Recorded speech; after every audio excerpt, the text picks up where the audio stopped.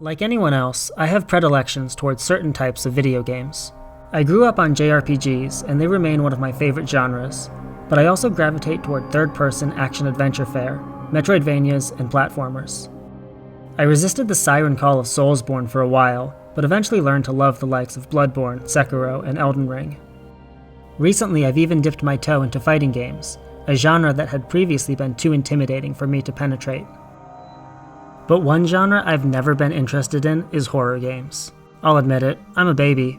I don't like scary things, I don't like being on edge, and I don't like that feeling when your heart rate suddenly spikes because something jumped out of the dark at you. So naturally, I don't enjoy horror games. Despite this, I have a strange nostalgia for Resident Evil. As a kid, I spent hours watching my older brother play the 3 original PS1 titles, but I was always too scared to play them myself. Resident Evil 4 was the first RE game I got into, though I didn't finish it. I got to the castle and the robed cultist guys were too creepy for me. I mean, I was like 16, so I should have been able to deal with it, but I couldn't, so I moved on. For a long time after that, I didn't really think about Resident Evil. Although it's obviously one of the most legendary video game series of all time, I had accepted that it just wasn't for me.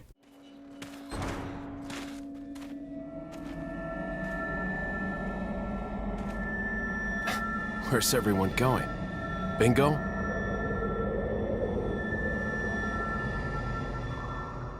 Then came Resident Evil 2 Remake.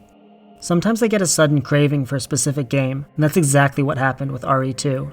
It was October 2020, so maybe it was the Halloween spirit getting to me, I don't know, but I decided that I really wanted to play it. I went in with a sense of trepidation. I don't like scary games, why am I doing this? And while I knew it was well regarded, I wasn't expecting to love it as much as I did. The truth is that Resident Evil 2 grabbed me from its first moments, and still hasn't let go. It's become one of my go-to games, one that's always easy and appealing to run through one more time. Though no game is perfect, RE2 gets just about everything right. The characters are endearing, the mechanics are tight, and the visuals are fantastic. But above all, it succeeds in 3 key areas: atmosphere, tension, and level design. Excellence in these aspects creates an intense, unforgettable experience that I find myself going back to again and again. Resident Evil 2 takes place in 3 distinct locations: the iconic Raccoon City police station, the sewers beneath the city, and an underground lab called the Nest. RPD used to be an art museum, and while it's a bit silly to think that the former museum would just leave all of this priceless art behind, it's a unique mashup that makes for a dramatic setting. Walking through the front doors for the first time and taking in the sight of the impressive goddess statue and shimmering marble floors is a powerful moment.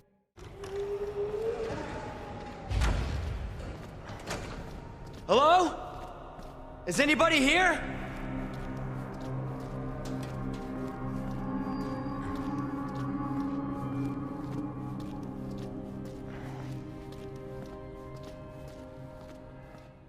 Your first objective is to investigate one of the adjoining hallways, and this is where RE2 starts to build a strong sense of atmosphere. The power is cut, so even with your trusty flashlight in hand, you can only see a few feet in front of you.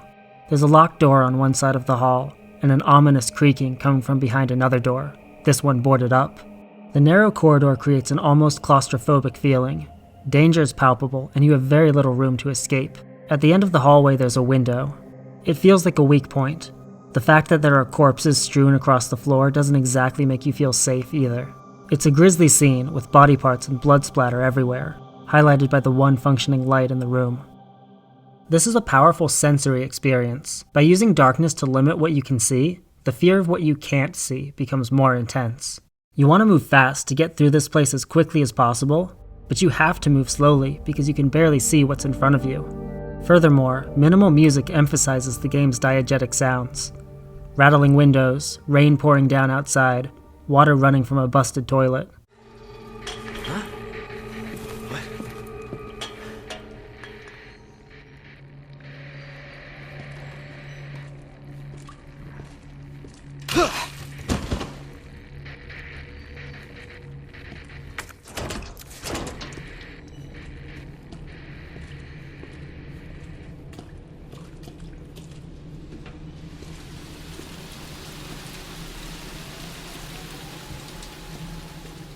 Sometimes it's hard to pinpoint where a sound is coming from. It can feel like the game's playing tricks on you. think something's behind you only to turn around and see nothing at all. On the other hand, the subtle sound design makes it all the more startling when a zombie you thought was dead suddenly grabs you as you move by. This all combines to create a sense of vulnerability. RPD isn't some stronghold. In fact, it may be even more dangerous in here than it is outside. You're trapped, surrounded by monsters, and the only way out is to keep exploring.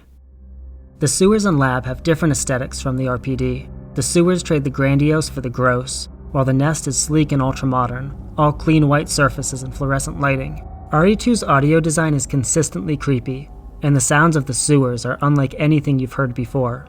The creatures that dwell just below the surface of the sewage make this horrible wheezing sound, almost like they're humming to themselves. Is there anything more terrifying than entering a room and hearing a monster, but not being able to see it? You have to tiptoe carefully through the dank gloom, hoping you see it before it sees you. Like the previous areas, the nest makes ample use of darkness to slow your exploration through its overgrown hallways. It also ratchets up the environmental storytelling. By carefully examining your surroundings, finding notes, and watching video recordings, you can piece together the story of the ill-fated tactical team sent to apprehend the mad scientist responsible for this whole mess. This sense of history is the final element of RE2's atmosphere. Whether it's the welcome party that Leon's colleagues at RPD had planned for him, or the grim story of how one of the Nest's lead scientists ended up dead in a sleeping pod, these environments feel lived in, like there were people with stories walking these halls before Leon and Claire ever showed up. Sometimes video game levels feel like video game levels, and that's not necessarily a bad thing, but RE2's levels have a degree of believability that's pretty rare. The uneasy, oppressive atmosphere helps create an unrelenting sense of tension, like something horrible is always around the next corner, or prowling the darkness, or stomping furiously behind you. The spooky sounds you hear so often aren't hollow threats either. They may be shambling sacks of flesh, but the zombies in this game pose genuine danger. You never know how many shots it's going to take to kill one. Sometimes you get lucky and their head pops right away. Other times you're pumping bullet after bullet into their stupid rotting heads, and they still keep coming. If you're low on ammo, which you usually are, you might not have enough to get the job done. Well shit, I wasted all my health and ammo on those zombies, and the room is still not clear, so I hope I don't ever need to go back in there. But on the bright side, I am alive, so I guess we'll just keep moving. Because these zombies are nothing if not persistent, that pop of dopamine when you explode one's head is just unparalleled. For a game that seeks to constantly put pressure on you, it knows when to release as well. That brief respite you feel upon reaching a save room or encountering an ally is enough to help a coward like me regain my composure and steel myself for whatever's next. The respite is always short-lived though, and zombies are just the beginning of this nightmare. When you think you're getting to grips with them, the game hits you with lickers. The way these four-legged monstrosities are introduced is perfection. You catch a glimpse of something running across a window and hear it smash through on the floor below you. Not long after, you're making your way through a dark corridor, wind blowing rain into your face through a broken window.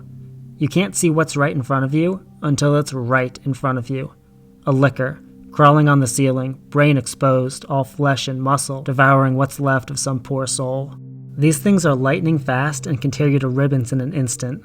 They're a lot spongier than zombies too, so unless you're packing some serious heat, it's going to cost you a lot of ammo to take one down. Thankfully, they do have one major character flaw. They're blind. The best course of action is usually to sneak past, though this is easier said than done. Even now, after having finished the game many times, the panic that courses through my heart as I try to tiptoe past the licker is pretty extreme. It's only matched by that wonderful feeling of relief after squeaking through a stressful experience.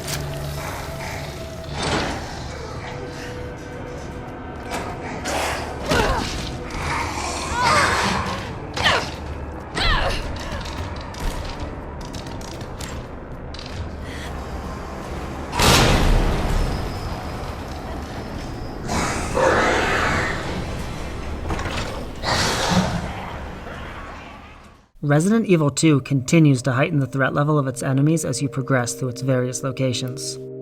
The sewers introduce these horrible amphibious mutations that want to consume you whole, while the nest is home to ivy monsters that are damn near impervious to everything but fire. Hope you saved some flame rounds.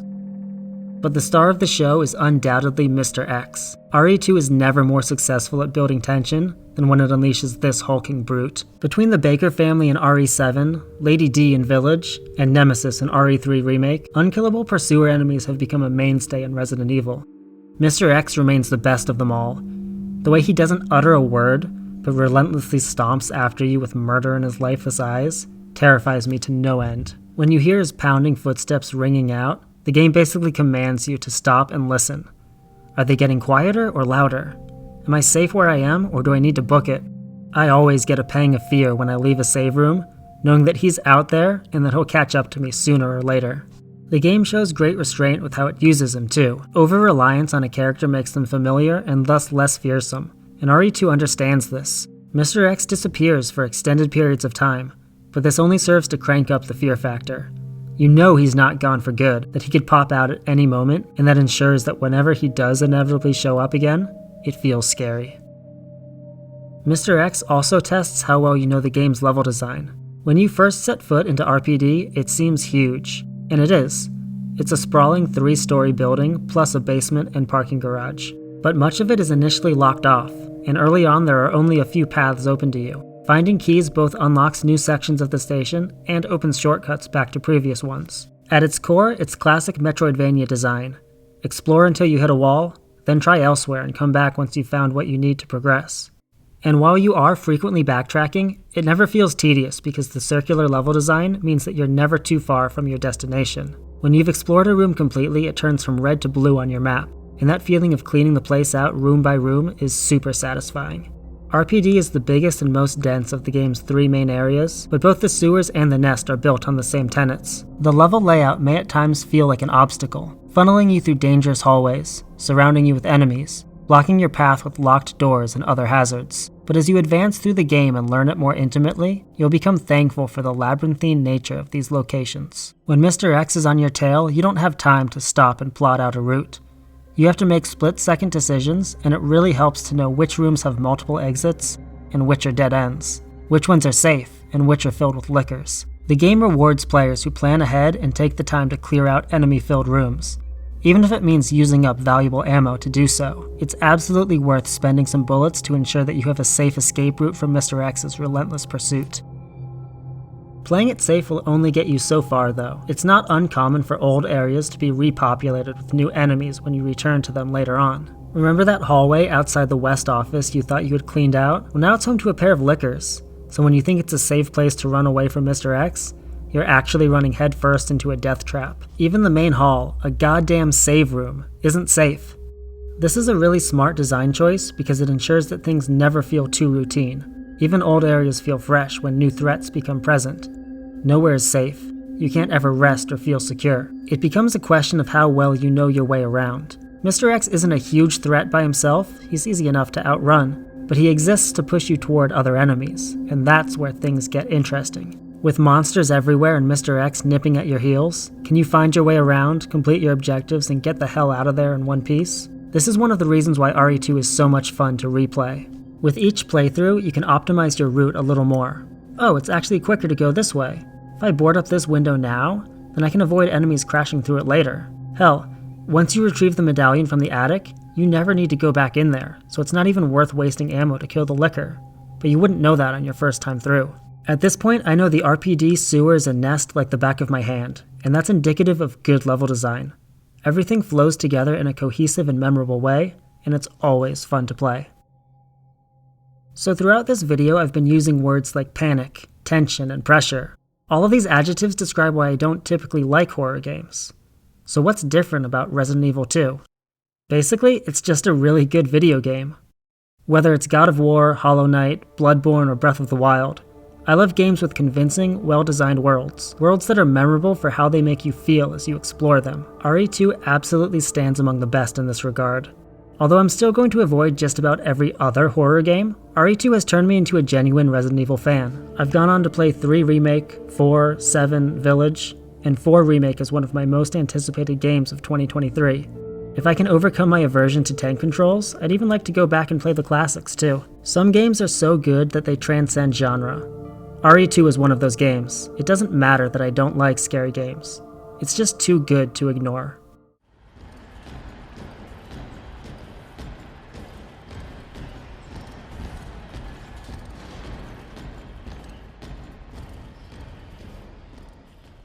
Thank you so much for watching my video. If you liked it, please consider hitting the like button and subscribing to the channel. I'm trying to build this channel from zero, so every little bit of support means a lot. Thanks again, see you next time.